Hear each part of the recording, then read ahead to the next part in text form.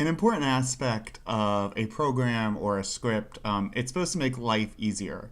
However, if it just makes it easier for those of us that are more coding friendly, more aware, I don't think it's doing its full job. So today I wanted to explore creating small user interfaces or simple user interfaces.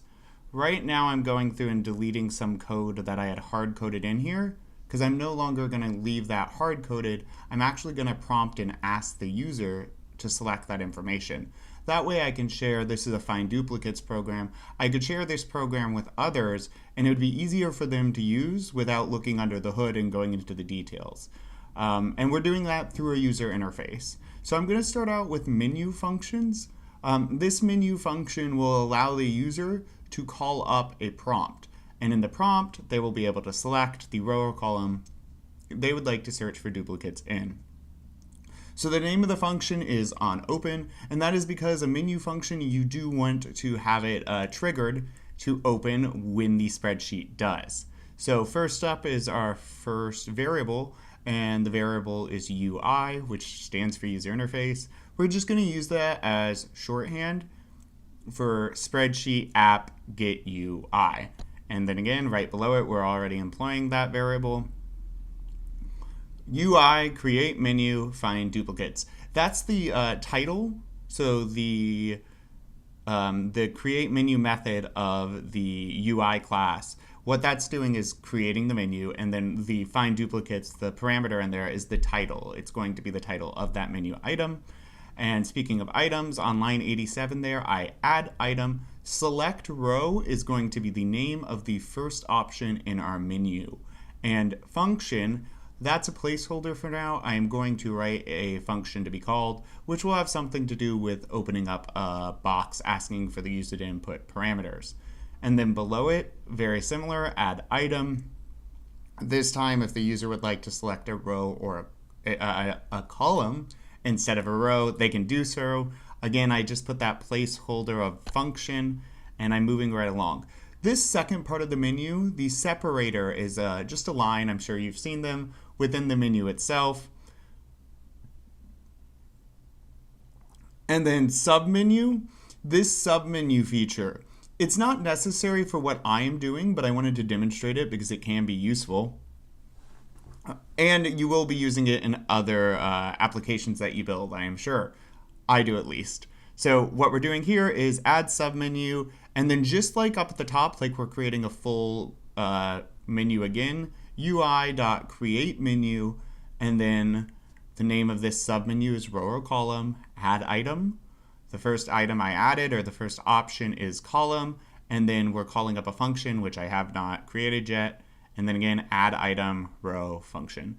Now on line 93, we're going to finally use the method to add all of this to the actual user interface. So this will appear as a menu when a user loads a spreadsheet at the top of their screen. I am now going to start creating our prompt functions, which are the functions our menu items are going to be called, are going to be called by.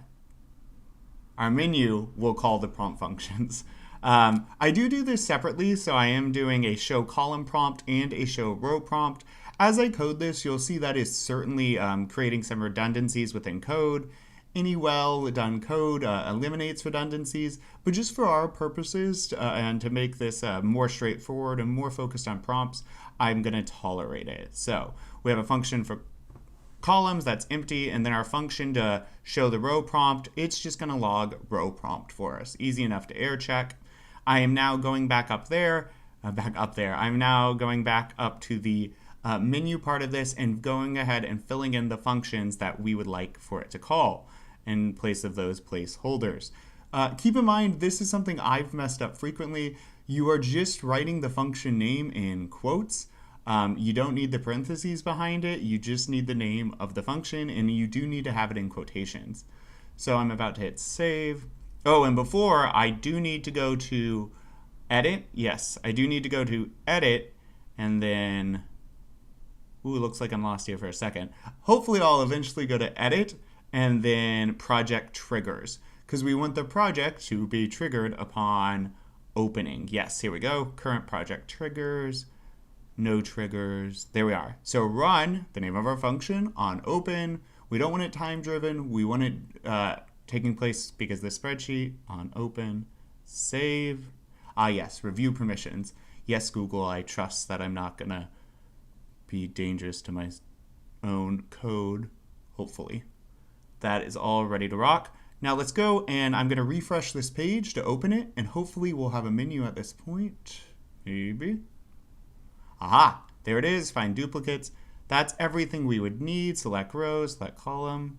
I'm testing out the submenu row option. Let's do that again to see if we can get, now I'm doing the regular menu. Yes, yes. So we saw that the log did, the show row prompt obviously did function. It executed that log.logger, and it showed up in the log after running. Now I'm going to go ahead and fill in our details here. So again, with prompt, you will notice, just like with menu, I am going to be referencing the UI, or the user interface, of the spreadsheet application. You can reference the UI of documents and of forms as well. In this case, of course, we're using spreadsheet. So there we are, variable UI equals spreadsheet app.getUI. Variable, again, we're naming our variable a response. And by again, I mean for the first time, because this is our prompt, and we didn't do that in the menus. But variable, our response, UI.prompt. And then what's following that is on line 100, find duplicates is going to be the title at the top of the prompt box. Enter letter of column to search. That's going to be under the title. It'll be a bit smaller. And then UI, let's see. I use the property button set, and then I am setting up an OK and cancel button there on line 102. That's fairly straightforward, I believe. And now we're going to make this variable button equals response dot get selected button. That method is already in existence, and we're just going to use it here on our response. And remember, our response is equal to our UI prompt, the prompt that we have created, the prompt box that will be popping up. So response is that prompt. Get response text is going to be the text from the prompt. And then on line 104, get selected button, that will be the button selected from the prompt. And so now that we have that sorted out, if button equals UI button OK, so if the user selects OK, text equals sheet.getRange. What I'm doing here is, so the user would enter B for column 2, right? Because in spreadsheets or in sheets, the columns are actually referred to as letters, but when you're processing through code, it's easier not to deal with that. That's called A1 notation. So what I do is I take that text, I take that B on line 107, I put it together with a string of just 1. I then use that on 108 for B1 in my example to get the actual column number. And then I pass that column number onto my main function as a parameter. So after I get all that info, I do run the main function of my program, like I would have done manually before having a user interface.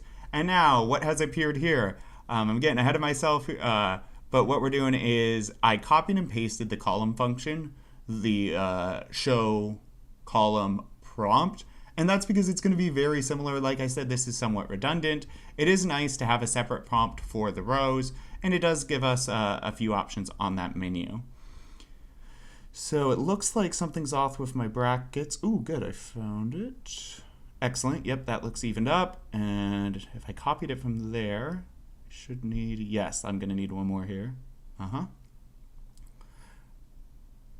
And now, so at the beginning of this, we eliminated the hard-coded row and column variables within this application. So now those hard-coded ones have become parameters. Right? So we're going to be accepting them as arguments. We're getting those from the user. So I'm now going back through, and in my row main function, it now has the parameter row. In my column main function, it has the parameter column. And then that is going to be used in the read column data and the read row data, and then in the highlight column duplicates and the highlight row duplicates. Before, again, at the beginning of this, I did delete the hard-coded variables in there, because before to run this, I would just go into the code myself. Now I'm going back through and adding it as parameters. Because the user no longer needs to dive into the code under the hood, they can just hopefully use our menu and our prompt. Okay, that was all saved. Let's go ahead and test this. Select row 2. Excellent. So Alvin, that was executed successfully. Select column B. Hopefully. Excellent as well. That found duplicates within the column. And I'm going to clear that out. Let's try one more. And I'm using the submenu, but it should run the same function, like I said, C. And we are 3 for 3.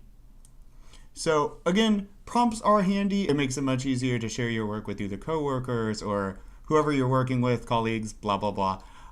It also, it makes life easier for me. So if I've put some time into a program and I no longer want to dive under the hood each time, it just streamlines the process. If you're interested in this Find Duplicates program, I am going to continue to work on it. I'm hoping to add a feature that it could search an entire sheet for duplicate data. I'm not entirely sure how I would do that without getting the heavy use of code warning that will pop up on app scripts. Regardless, that should be my next video. It might be my next video. We shall see. And if this was helpful, somewhat helpful, sort of helpful, or not helpful, you should hit subscribe. You should hit like. It really encourages me. It gives me warm fuzzies. It solves the world's problems, so on and so forth.